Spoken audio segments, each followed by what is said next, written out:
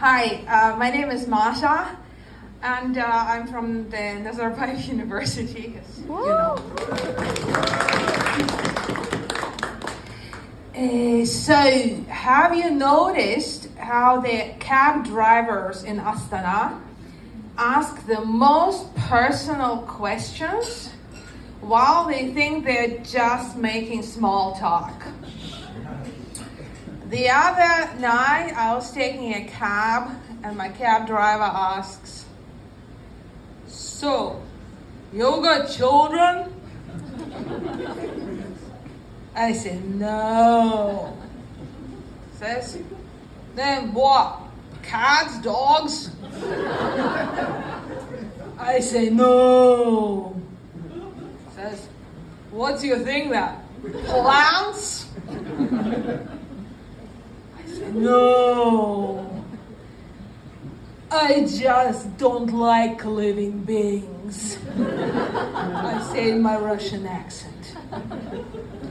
You know how, like, the way you pronounce things, your accent, it influences how people understand you. Like, if I say with a kind of British accent, "I just don't like living beings," people think I might be ironic. But 3 minutes into the event, I realized why I should have taken care of my love life before I hit 50. Because 3 minutes into the event, I desperately need to piss. And I raise my hand and I say, "Can we have a piss break?" And the event organizer says, "Why didn't you go piss before the event started?" And I say, "I did. Sorry for having age-related bladder issues." So I go piss, I come back, I sit down, and the event restarts, and a nice young man sits in front of me. He's even age-appropriate.